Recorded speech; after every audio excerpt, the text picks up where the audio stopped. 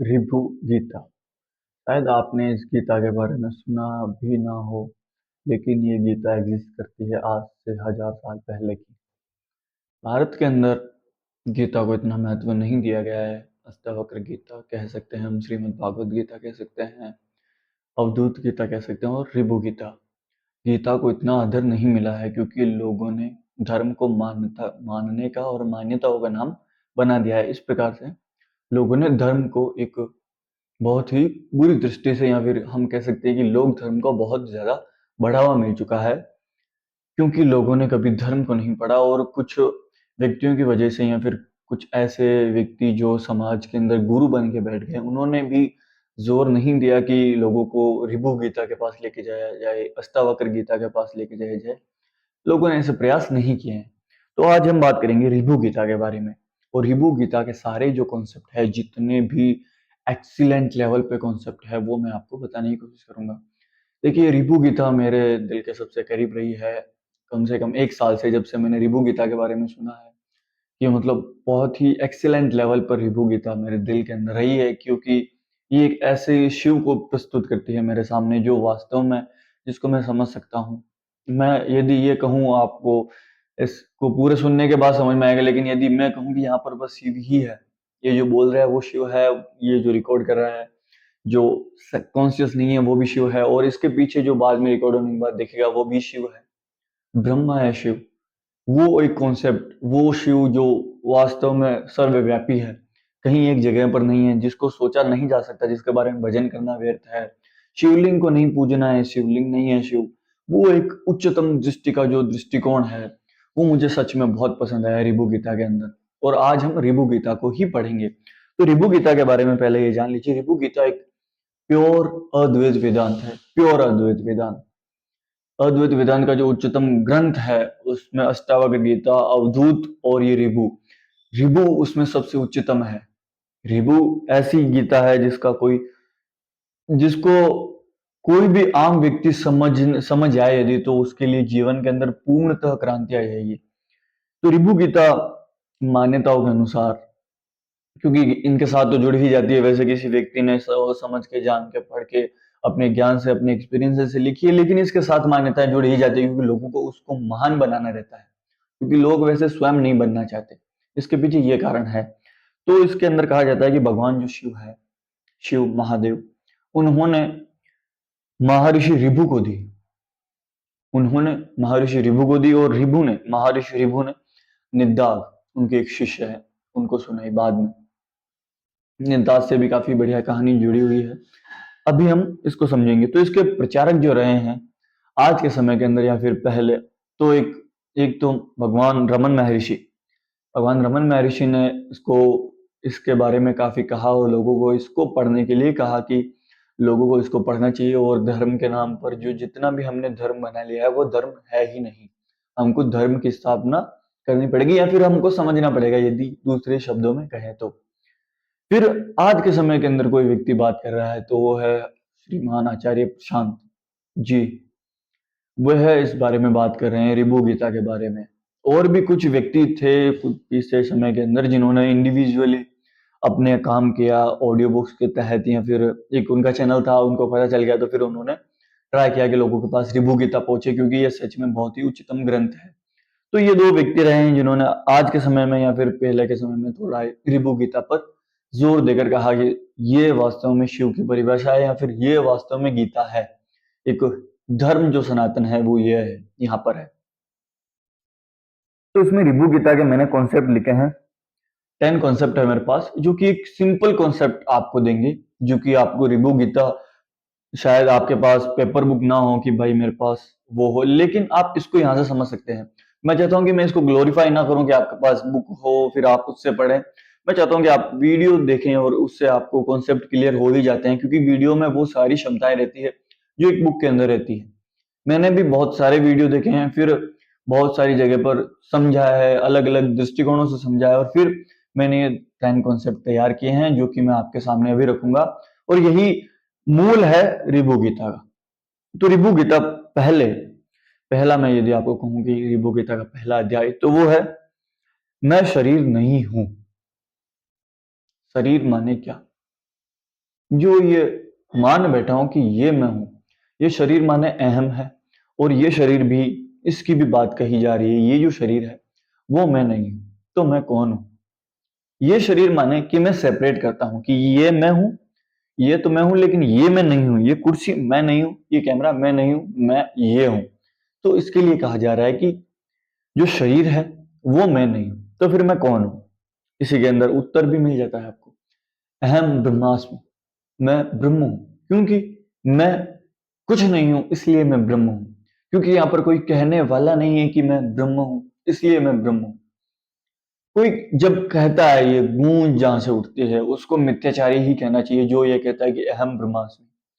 बिल्कुल आप कह सकते हैं अहम ब्रह्मास्मि, लेकिन जब आपके अंदर पूरा अहम, पूरा, जैसे हम कह सकते हैं कि पूरा डिसॉल्व हो चुका है, then you would say that अहम ब्रह्मास्मि। आप ऐसे नहीं कह सकते कि अहम ब्रह्मास्मि। इसका यूज होता है, एक है मूवी, इसका नाम है सेक्रेड गेम, उसके अंदर यूज होता है। उसके अंदर दिखाया गया है कि लोगों ने अहम ब्रह्मास्मि को कैसे यूज किया है, या फिर धार्मिक गुरु जो रहते हैं वो अहम ब्रह्मास्मि को इस प्रकार से यूज करते हैं कि मैं ब्रह्म हूं। तुम ब्रह्म नहीं हो श्रीमान, आप ब्रह्म नहीं है। आप जो भी है वो ब्रह्म नहीं है। आप जब ये जानते हैं तो जो रहता है वो ब्रह्म है। फिर यदि आपने ये कह भी दिया कि अहम ब्रह्मास्मि, तो क्या फर्क पड़ता है? क्योंकि आपको उससे कोई मतलब ही नहीं है कि मैं अहम ब्रह्मास्मि हूं या फिर जो भी अहम देहास्मि, कुछ भी फर्क नहीं पड़ता कि मैं देह हूं या फिर ब्रह्म हूं। जब उस स्थिति पे पहुंचा जाता है तब की बात है। ये पहला अध्याय। दूसरा अध्याय, जगत वास्तव में क्या है? जगत वास्तव में क्या है? ये जो आपको दिख रहा है, जो भी आप अपने पिताश्री को, माता जी को, अपने भाई बहन, दोस्त, यार, गर्लफ्रेंड, बॉयफ्रेंड, जो भी XYZ, जितने भी हमारे रिश्ते हैं, रहते हैं, मानवीय रिश्ते, अंकल आंटी, जो भी हमारे रिश्ते रहते हैं, उन सभी को जब हम देखते हैं, उसकी यहाँ पर जगत की बात कही गई है। जगत से यहाँ पर ये चीजें नहीं है जो आप आसपास से देखते हैं, या फिर दीवारें, ग्लासेस, विंडोज, ये नहीं है। ये जगत का मतलब नहीं है यहाँ पर। यहाँ पर जगत से अर्थ है जो हमारे द्वारा रचित है, जो हमारे द्वारा रचित है। हमने बनाया है कि ये मेरे पिता है तो इनकी ये एक छवि है, ये मेरी माता है तो इनकी ये एक छवि है, ये मेरा दोस्त है तो इसकी ये एक छवि है। हमने स्वयं तैयार की है। तो इसकी, इस जगत की बात कर रहे हैं। जगत वास्तव में क्या है? ये जो जगत आप देख रहे हैं वो आपसे भिन्न नहीं है। आपके पिताजी आपसे भिन्न नहीं है, आपकी वो कोई भी चीज जो आप देखते हैं वो आपसे भिन्न नहीं है। अब दूसरा कॉन्सेप्ट इसके आगे सीधा ही, इसको समझने के लिए, तो जगत वास्तव में क्या है? मैंने बताया कि ये नहीं है। अब जगत क्या है? सब ब्रह्म ही है, ब्रह्म स्वरूप है सब। सब सब ब्रह्म है। आपके पिता भी ब्रह्म है, ब्रह्म, ब्रह्म। और आपकी माता भी ब्रह्मा है, और आपके दोस्त भी ब्रह्मा है, आपके हर रिश्ता जो है वो ब्रह्मा है, और आप जो चीजें देख रहे हो वो भी ब्रह्मा ही है। ब्रह्म, ये हर चीज उससे व्याप्त है, उसके स्वरूप है, ब्रह्म स्वरूप। ये हर चीज है।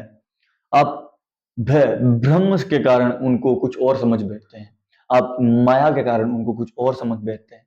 माया बाहर की बात नहीं है। माया रिबू कहते हैं कि जो है वो जो मैं बनकर बैठा है, उसके लिए कहा जा रहा है कि उसके लिए माया है। बाकी माया संसार के लिए नहीं है। संसार तो वैसा ही है जैसा है, लेकिन उसको वैसा ही है जैसा है देखने के लिए माया बीच में आ जाती है, क्योंकि अहम जो खड़ा रहता है वो देखने नहीं देता। तीसरा अध्याय, तुम कभी बंधे ही नहीं थे।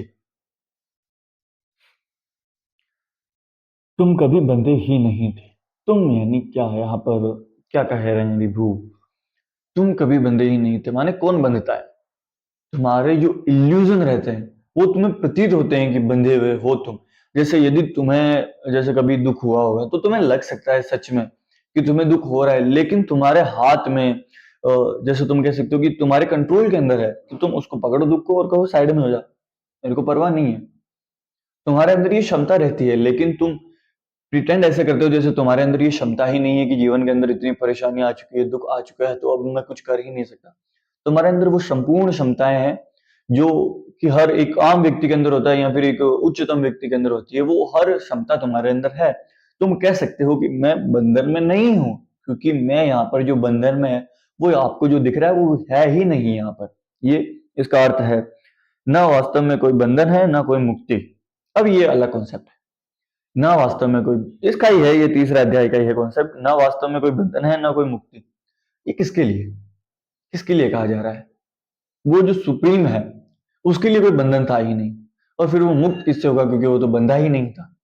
अब बात करते हैं तुम्हारी। तुम्हारे लिए ना तो कोई मुक्ति है ना कोई बंधन है, क्योंकि तुम हो ही नहीं।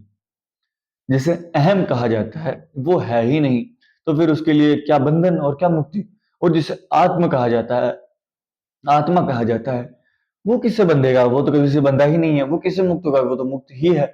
ये जो कॉन्सेप्ट है, ये एक क्लियर कॉन्सेप्ट है जो आपको एक छवि देगा कि जिसने आज जिस आपको समझाया कि आप बंधन में हैं, वो किस प्रकार के बंधन की बात कर रहा है। और ये जो रिबू है, महर्षि रिबू एक अलग बंधन की बात कर रहे हैं कि जो अहम है उसके लिए कोई बंधन और मुक्ति नहीं है, और आत्मा के लिए भी कोई बंधन और मुक्ति नहीं है।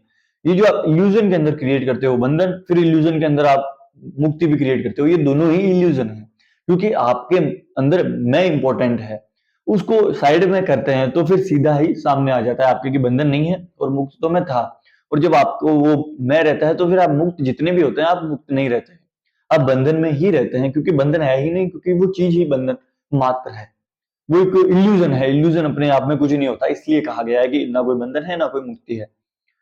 चौथा अध्याय।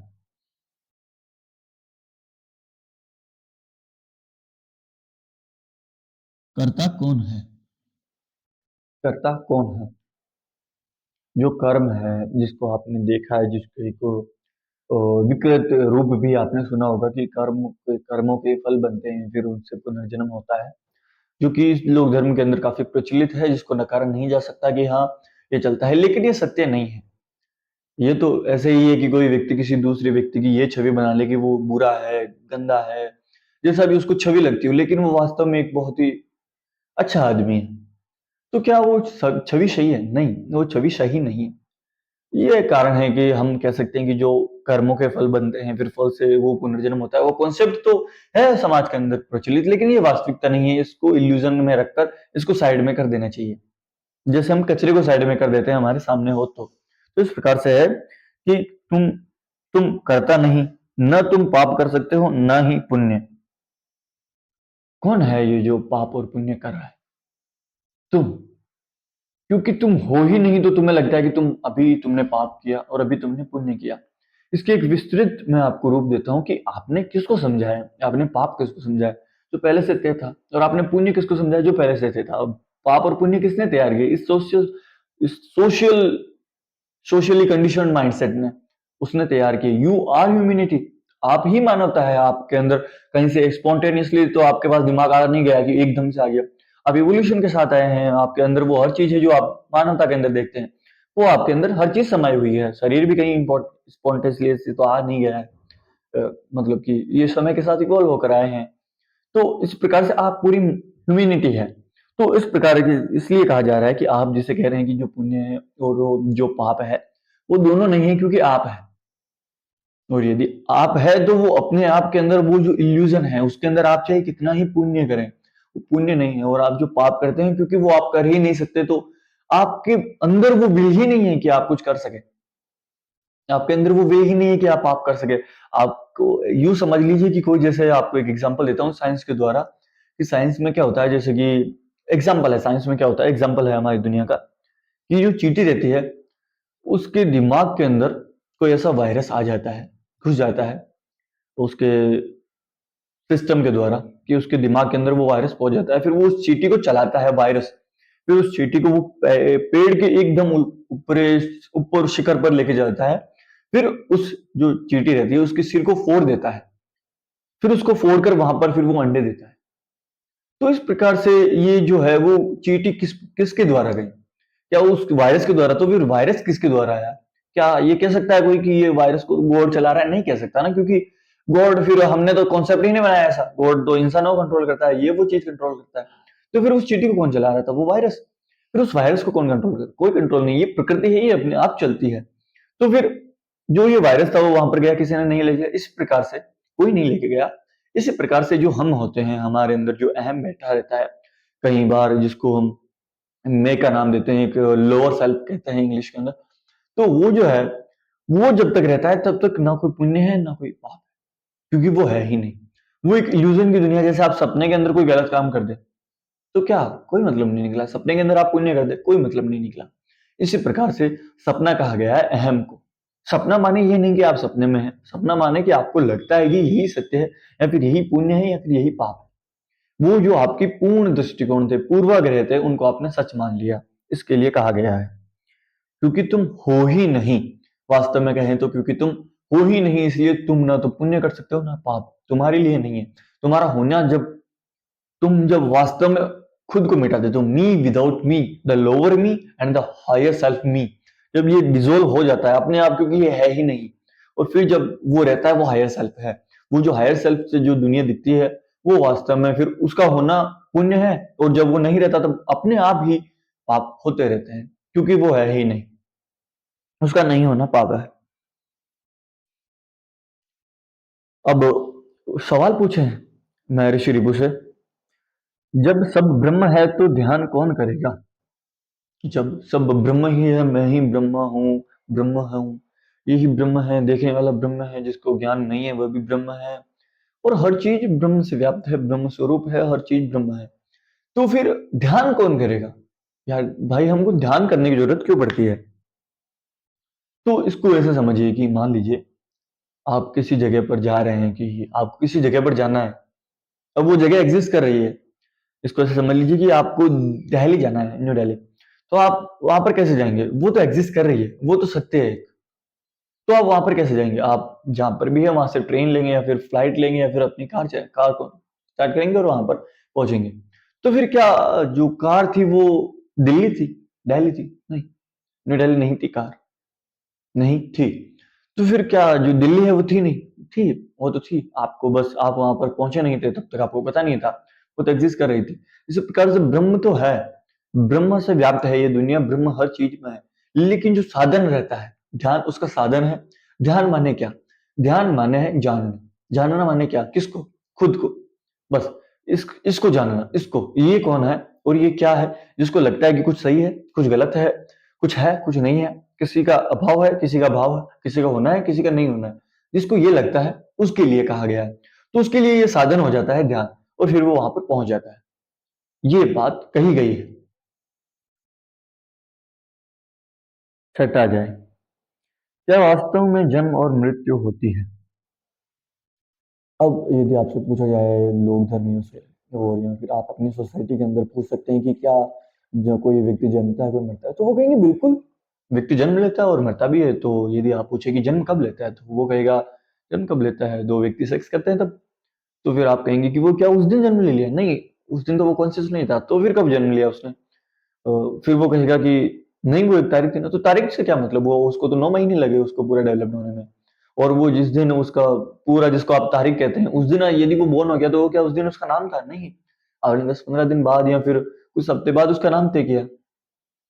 और आपने शायद उस दिन उसकी जाति और धर्म तो तय कर दिए, लेकिन उसका नाम बाद में तय किया। फिर उसकी जो आइडेंटिटी थी उसने खुद ने बनाई। तो वो कब पैदा हुआ? और जब आप ये श्रृंखला को जानते जाएंगे, फिर आप जब मृत्यु की साइड में जाएंगे, मृत्यु के उस दायरे में जाएंगे कि मृत्यु कैसे हुई, तो आप देखेंगे कि शरीर तो पहले से ही खत्म हो गया। इसकी सुनने की क्षमता, जानने की क्षमता, देखने की क्षमता तो पहले ही खत्म हो चुकी थी, समय से पहले ही। तो फिर ये मरा किस दिन? आप जब ये देखेंगे तो आप पाएंगे कि हाँ, ये कि आप एक व्यापक दृष्टिकोण है। लेकिन ये रिभु गीता नहीं कहती। रिभु गीता कहती है कि शरीर जो है, जो शरीर है, वो जन्मता है और मरता है, एक साफ सीधा कॉन्सेप्ट।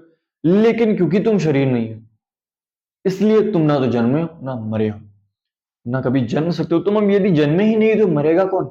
यदि कोई चीज है ही नहीं तो मिटेगी कैसे? इस प्रकार से समझिए कि यदि इस कमरे में मैं हूं तो मेरे को मिटाया जा सकता है, लेकिन मैं हूं ही नहीं तो मेरे नहीं होने को कैसे मिटाया जा सकता है? समझ रहे हैं? ये एक क्लियर कॉन्सेप्ट है। क्योंकि जो जन्म और मृत्यु रहती है, उसके उससे समाज के अंदर काफी एक दुख का माहौल छा जाता है, क्योंकि लोगों को दिल के अंदर, लोगों के दिल के अंदर एक करुणा भाव नहीं है, लोगों के अंदर ज्ञान की थोड़ी कमी है, लोगों के अंदर एक क्षमता नहीं है इस चीज को झेलने की, या फिर इसको एब्जॉर्ब करने की अपने अंदर की। कोई जो जो शरीर था वो मृत हो चुका है, अब इससे कुछ भी अर्थ नहीं है, अब इससे कोई मतलब नहीं है, फिर भी हमने सब कुछ तैयार किया। विभू तो हमको ये कहते हैं, श्रीमद् भागवत गीता भी हमको यही कहती है कि अर्जुन मार दे इन सबको, इन सब कौरवों को मार दे, क्योंकि ये नहीं है, क्योंकि ये मर चुके हैं। क्योंकि कौन मर चुका है? क्योंकि ये मेरी ओर नहीं है। मेरी ओर माने सत्य की ओर नहीं है। सत्य माने धर्म, धर्म माने जो आजाद व्यक्ति है, जो ये कहता है कि वो नहीं है, इन सभी के अंदर मैं भरा हुआ है, इन सभी के अंदर अहंकार भरा हुआ है, तो जो भी अहंकार से व्याप्त है वो सब मर चुके हैं। तो इसलिए कहा जाता है। लेकिन हमने इतने ग्रंथ भी तैयार किए हैं जो बताते हैं कि मरने के बाद ये होता है, आत्मा वहां वहां जाती है, जो कि बहुत ही गंदा कॉन्सेप्ट है, जिसकी वजह से समाज के अंदर इतना सब कुछ अंधकार फैला। तो इसका कॉन्सेप्ट ये है कि आप शरीर नहीं है, इसलिए आप मरते नहीं, और यदि आप शरीर नहीं है तो आप जन्मे ही नहीं, तो आप मरेंगे कैसे। 7वां अध्याय। केवल ब्रह्म है, दूसरा कुछ भी नहीं। क्यों कहा जाता है कि सब ब्रह्म है, दूसरा कुछ भी नहीं? क्यों कहा जाता है ऐसा? आपको क्या लगता है कि ये ब्रह्म है, ये चीजें दूसरा ब्रह्म नहीं, ये साथ में कहा जाता है? क्योंकि दूसरा किसी को समझना अज्ञान है। दूसरा मैं किसको कहूं? क्या मैं इस हवा को दूसरा कहूं जो अभी मेरे मेरे पर्सनली शरीर के अंदर गई और बाहर निकली? क्या मैं उस रोशनी जो सूर्य के इतनी दूर से मेरी इस पृथ्वी पर आ रही है और मेरे को जीवन यहाँ पर दे रही है, क्या मैं उसको दूसरा कहूं? क्या मैं उस चीज को दूसरा, उस फ्रूट को दूसरा कहूं जो अभी घंटे भर बाद या फिर डाइजेशन 4-5 घंटे के बाद वो मेरे शरीर का वो हर कण खून में, फिर खून से मेरी मसल्स के अंदर, बोन्स के अंदर वो मिल जाएगा? मैं किसका निर्माण हूँ? मैं उसका तो निर्माण हूँ जो एक फ्रूट था, या फिर हम एक सीड कह सकते हैं कि वो एक जो बीज था, फिर उसको मैंने बोया, फिर उससे गेहूं गेहूं उपजा, फिर उससे बाजरा उपजा, और फिर मैंने उसको खाया, और फिर मेरे शरीर को इतनी वृद्धि मिली, मेरे सेल्स डेवलप हुए, और फिर मैं डेवलप्ड हुआ। तो ये इस प्रकार से ये श्रृंखला है कि मैं इससे ही तो बना हूं। तो ये दूसरा कैसे हो गया? तो किसको कहा गया है कि कोई दूसरा नहीं है, सब ब्रह्म है? सब माने क्या? सब माने वो एक, एक माने कौन? जो है, जो इस जो इस हर चीज से व्याप्त है, इस हर चीज को जोड़ते जोड़ते जोड़ते जोड़ते जोड़ते एक ही रह जाता है। किससे जोड़ना है? खुद को जब हटा देंगे तो बस यही इसका कॉन्सेप्ट है, सिंपल। इसमें एक चीज साफ कही जाती है कि अज्ञान क्या है। अज्ञान ये है कि मैं शरीर हूं, और मैं शरीर हूं तो यहाँ पर दूसरी चीज है। बस यही मूल अज्ञान है कि किसी चीज को दूसरा मानना, अपने से दूसरा मानना। जैसे किसी आप व्यक्ति के अंदर कोई बुराई देखते हैं, तो बिल्कुल वो बुराई एग्जिस्ट कर रही है, लेकिन क्या आपने बुराई उसके अंदर देखी तो ये आपके अंदर बुराई थी, क्योंकि आपके लिए प्री कंसिडर्ड कॉन्सेप्ट है कि ये बुरा होता है। कुछ भी बुरा नहीं है, कुछ भी अच्छा नहीं है। आपको उस चीज को सिर्फ वैसा जो है उसको बस वैसा देखना होता है। जो भी चीज हो रही है दुनिया में उसको वैसा देखना होता है। आपको जो दिमाग के अंदर भर दिया गया है ये गलत है, उसको उस गलत की दृष्टि से नहीं देखना चाहिए, ये कह रहे हैं यहाँ पर रिव्यू। यदि अब सवाल पूछे जा रहे हैं 8वें अध्याय के अंदर, यदि सब ब्रह्म है तो फिर गुरु, ध्यान, भक्ति और शास्त्रों की आवश्यकता क्यों? यदि भाई हर चीज मैं ही मुक्त हूँ, मेरा होना ही मुक्त है, अहम है ही नहीं है, अहम इल्यूजन है, तो फिर हमने ध्यान की, भक्ति की, शास्त्रों की, गुरुओं की, इन सब की जरूरत क्यों पड़ती है? ये सवाल पूछे, जो कि बिल्कुल वैलिड सवाल है। तो इसके लिए कहा जाता है कि जैसे मान लीजिए कि एक बच्चा जन्मता है। इसको एक सिंपल एग्जांपल के अंदर समझाता हूँ। एक एक बच्चा है छोटा सा, उसके सामने दो व्यक्ति लड़ रहे हैं। दो व्यक्ति लड़ रहे हैं, एक एक व्यक्ति कह रहा है कि अ, तूने मेरे घर के अंदर कदम क्यों रखा, और दूसरा व्यक्ति कह रहा है कि नहीं, मैं नहीं रख रहा था, ऐसे ही बस मैं घूम रहा था तो बस इधर आ गया मैं थोड़ा। तो वो दोनों लड़ रहे हैं। तो क्या उस बच्चे को वो समझ में आ रहा है कि ये लड़ रहे क्यों है? नहीं। उस बच्चे के सामने वो हर चीज हो रही है, लेकिन उसको समझ में नहीं आ रहा। लेकिन क्या समय के अंदर, वो समय के साथ जब वो जाएगा तो उसको क्या समझ में नहीं आ जाएगा? बिल्कुल, उसको समझ में आएगा कि ये दो व्यक्ति थे, इनकी ऐसी चीजें थी, ऐसी ऐसी मान्यताएं थी। एक को लगता था कि ये मेरा घर है, एक को लगता था कि ये मेरा घर नहीं है। एक को लगता था कि ये मेरा दुश्मन है, एक को लगता था कि ये मेरा दुश्मन है। तो ये दोनों के जो कॉन्ट्राडिक्शन थे अपने अंदर, उस कारण से ये चीज मेरे को उस समय देखने को मिली। तो ये समय के साथ तो समझ ही जाएगा। किससे समझेगा? वो जो साधन है उसके पास, शरीर, उससे समझेगा। वो जो शरीर जब समय के साथ डेवलप होगा, यदि उसके पास ज्ञान आएगा समय के साथ, ज्ञान को यदि मैं मुक्ति कहूं तो गलत नहीं होगा। सच में मैं कहूं कि ज्ञान ही मुक्ति है, तो हाँ बिल्कुल ये सही बात है। समय के साथ उसके पास ज्ञान आएगा, उसके पास ज्ञान माने उसके पास आत्मज्ञान आएगा, और वो जानेगा कि हाँ ये चीज थी। तो ये इस प्रकार से वो साधन बन गया, उसका शरीर, उसका ज्ञान उसको वास्तविकता दिखाने के लिए, जो थी एज इज इट, उसको देखने के लिए, उसके लिए साधन बन गया। यही कहा गया है। साधन है, अंतिम सत्य नहीं। आप जो मूर्ति पूजते हैं, आप जिन शास्त्रों को पढ़ते हैं, आप जिस गुरु के पास जाते हैं, वो एक साधन है, अंतिम सत्य नहीं। अंतिम सत्य आप है, अंतिम सत्य ये है जो है, और जो प्रकट होने वाला है। 9वां अध्याय, मौन क्या है? मौन क्या है? आपको यदि ये लगता है कि चुप रहना मौन है, तो आप एक बहुत ही निचली परिभाषा लेकर चल रहे हैं। परिभाषा ठीक है कि कोई चुप रहता है तो मौन है, इसको गलत नहीं कह रहे, लेकिन निचली स्तर की परिभाषा है। इससे बहुत ऊपर की परिभाषा एग्जिस्ट करती है मौन से, मौन के लिए। ये मैं हूँ और ये मेरा है। ये मैं, एक तो मैं हूँ। अब मेरे बारे में कुछ सोच रहा हूँ, मैं कल कहाँ जाऊंगा, ऐसे वैसे चुप रहकर सोच रहा हूँ कि कल कहाँ जाऊंगा, परसों कहाँ रहूंगा, नौकरी मेरी लगेगी या नहीं। अब माइंड कि ये मेरे पिता है, इनका क्या होगा, ये मेरा दोस्त है, इसका क्या होगा, इन दोनों को छोड़ दो। इन दोनों को जब छोड़ते हैं, आपकी जो सोच, जो स्वार्थ की सोच रहती है, स्वार्थ माने जिससे आप जुड़े हैं, अर्थ जुड़ा है आपका, उसकी जो सोच रहती है, वो जब मिट जाती है, उसका जब एंड हो जाता है, तो वो वास्तव में मौन है।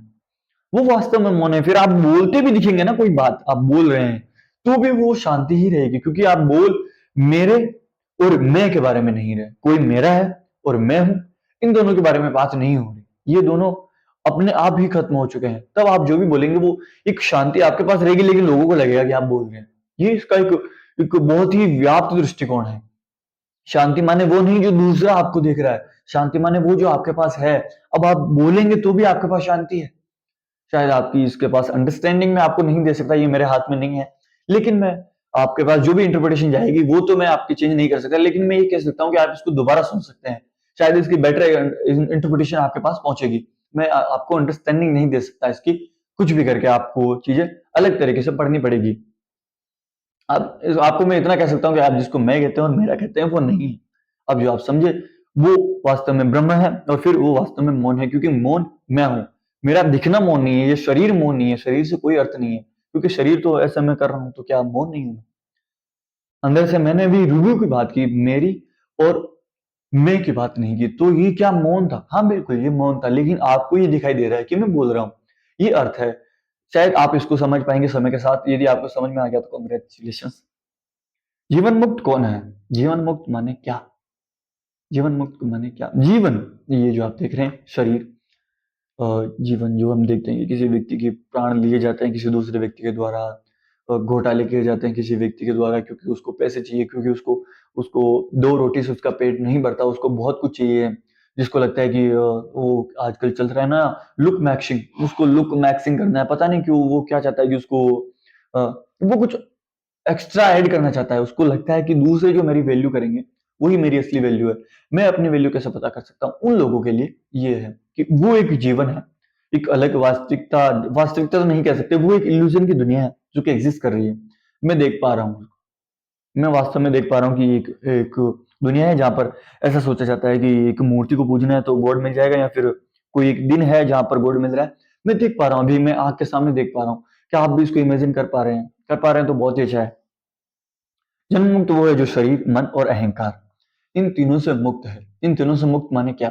शरीर उसके पास है और मन उसके पास है, अहंकार उसके पास है, लेकिन इनको गिरा दिया है। समय के साथ इनको गिराते जा रहा है वो, और एक ऐसी दिशा के अंदर बढ़ रहा है जो इनको गिराती है, जो इनके पक्ष में खड़ी नहीं है।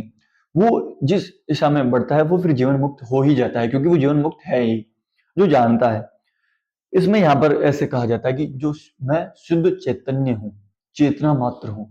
लेकिन चेतना का जो कॉन्सेप्ट है वो एक विस्तृत कॉन्सेप्ट नहीं आता है, तो फिर मैंने आपको एक अलग तरीके से समझाया। चेतना विस्तृत कॉन्सेप्ट इसके अंदर नहीं आएगा। मैं अभी कहूँ कि चेतना माने क्या, फिर आप चेतना को शरीर से ही तो मतलब जानेंगे कि मैं ही नहीं रहा तो चेतना किसकी रहेगी, और मैं ही नहीं रहा तो मन किसका रहेगा, मैं ही नहीं रहा तो ये जो अहंकार है वो किसके अंदर नहीं रहेगा। आप शायद इसको ना समझ पाए कि अहंकार एक सबके अंदर की चीज है, मन सबके अंदर की चीज है, और शरीर आपको जो शरीर दिख रहे हैं वो सब, उन सब के अंदर एक मन है, उन सब के अंदर एक अहंकार है। वो जो अलग अलग प्रकार हो सकते हैं उसके। मान लीजिए कि ये मेरा हाथ है, अब इस पे हर व्यक्ति के पास अलग अलग डिजाइन हो सकती है हाथ के ऊपर। मान लीजिए किसी ने हाथ के ऊपर लाल रंग कलर कर रखा हो, किसी ने ब्लैक कलर कर रखा हो। अलग अलग प्रकार के कलर हो सकते हैं, लेकिन हाथ तो सबके पास वही है। यही है, सबके पास शरीर है, सबके पास अहंकार है, सबके पास मन है। लेकिन ये आपको शायद नहीं लगे कि ये सबके पास है तो क्या ये मेरे पास है जो कुछ स्पेशल होगा, लेकिन आपके पास स्पेशल नहीं है। आपको लग सकता है ऐसा। तो इसलिए कहते हैं कि मैं शुद्ध चेतन हूं। शुद्ध माने क्या? जो किसी जुड़ा नहीं है। जुड़ा कौन नहीं है? जुड़ा कौन नहीं है? जो जुड़ा है ही नहीं, बस इल्यूजन को तोड़ देते हैं तब पता चल जाता है उसकी बात कही जा रही है। ये एक अंडरस्टैंडिंग की लेवल है। ये एक अंडरस्टैंडिंग की लेवल है जिसको बस जानने से ही जाना जा सकता है। इसको मैं ऐसे कह सकता हूँ कि अंधे को आप लाल कलर के बारे में या फिर ब्लैक कलर के बारे, ब्लैक में तो जानता ही होगा, हाँ सच में वो ब्लैक कलर के बारे में नहीं जानता। अभी ये सीधा कॉन्सेप्ट चमका कि अंधे को तो ये भी नहीं पता कि काला क्या होता है। सच में अंधे को ये नहीं पता कि ब्लैक क्या होता है। उसको यदि कहें कि ब्लैक कलर ये है तो उसके लिए कोई दूसरा कलर भी तो होना चाहिए, वो कंपेयर नहीं कर सकता, तो फिर वो अंधा ये भी नहीं जानता कि ब्लैक कलर क्या है। इस प्रकार से आप ये भी नहीं जानते कि, मतलब आप तो, मैं ऐसे नहीं कह रहा हूं, वो जो अहम है उसके लिए कहा जा रहा है, अहम ये भी नहीं जानता कि क्या अहम झूठा है, अहम तो ये भी नहीं जानता कि क्या वो है भी। ये इसका व्यापक दृष्टिकोण है। अब हम उपनिषदों से इसको साथ में लेकर चलेंगे कि किस प्रकार से उपनिषद यही बात कहते हैं। उपनिषदों की बात जो है वो यही कही जा रही है। केन उपनिषद, जैसे शब्द व्यक्त नहीं, जिसे शब्द व्यक्त नहीं कर सकते लेकिन जिसके कारण शब्द बोलते हैं, वही ब्रह्म है। शब्दों के द्वारा तो उसे व्यक्त नहीं किया जा सकता कि ये मैंने उसके बारे में कुछ कहा और आप अभी जितना मैंने कहा और आपको समझ में आ गया, ये इम्पॉसिबल है। लेकिन मैंने अभी जो बोला वो उसी के कारण बोला है। आप शायद अंडरस्टैंडिंग नहीं दे सकता मैं, आप अपनी इंटरप्रिटेशन लगा सकते हैं, लेकिन आप अपनी इंटरप्रिटेशन ना ही लगाए तो ठीक रहेगा कि आप अपनी इंटरप्रिटेशन जो भी है आपके पास आइडिया उनको थोड़ा साइड में रखें और आप इसको ऐसा समझे कि जैसे मैंने अभी कुछ बोला, जैसे कोई व्यक्ति बोलता है कि अरे यार ये काम तो क्या वो खुद बोल रहा है? नहीं, उसका काम बोल रहा है। अब शायद वो अलग तरीके से प्रिटेंड करेगा। ये इसका एक दूसरे एक्सप्लेनेशन है। उसी के कारण सभी शब्द बोलते हैं, जिसके कारण सभी जिसके कारण शब्द बोलते हैं वही ब्रह्म है। मुंडक उपनिषद, आत्मा केवल भाषणों या बहुत पढ़ लेने से प्राप्त नहीं होती, वह उससे उसके सामने प्रकट होती है जो पूरी निष्ठा से सत्य की खोज करता है। निष्ठा किसकी? सत्य की। सत्य क्या है? मैं नहीं हूं। मैं कौन है? जो है ही नहीं उसको जानना है। जानना किसके द्वारा है? आप जो जान चुका है उसके द्वारा जानेंगे, जिसको समझ में आ चुका है उसके द्वारा समझेंगे, जिसको एक बार उसका स्वाद मिल चुका है आप उससे समझेंगे, जो है वास्तव में, जिसका शरीर उपलब्ध है, जो शारीरिक रूप से उपलब्ध है। जैसे अभी महर्षि रिभु तो शारीरिक रूप से उपलब्ध नहीं है, लेकिन आज दूसरे व्यक्ति है जो इसको शरीर रूप में उपलब्ध है, जो इसको समझा रहे हैं। उनसे आप इसको अंडरस्टैंडिंग के लेवल पर ले सकते हैं। बृहद्रन उपनिषद, ब्रह धारणक धारणीयक उपनिषद, ये नाम नहीं आ रहा थोड़ा। आत्मा के बारे में कहा जा रहा है। आत्मा न जन्म लेती है न मरती है, न वह बंधती है न ही छूटती है। ये आत्मा का एक सिंपल कॉन्सेप्ट है। ना जन्मी है, ना मरती है, ना बंधे, ना मैं, ना मुक्त होगी, ना कभी गुस्सा करती है, ना कभी ऐसे बहुत खुश होती है। ऐसा कुछ नहीं है आत्मा के स्तर पर। आत्मा का तो यदि बहुत ही व्यापक अर्थ करें तो सुख दुख, मान अपमान, जय पराजय और सब कुछ जो आप सोच सकते हैं, जो भी द्वैत है इस दुनिया के अंदर, उन सबसे परे आत्मा है, अद्वैत है आत्मा। तो ये कॉन्सेप्ट था महर्षि रिभु का, रिभु गीता का। आपको कैसा लगा? और रिभु गीता के आपको समझ में आए? ये 10 अध्याय थे जो मैंने आपको बताए और उपनिषदों से मैंने भी कुछ कोट किया, और ये एक रिभु गीता का कॉन्सेप्ट था।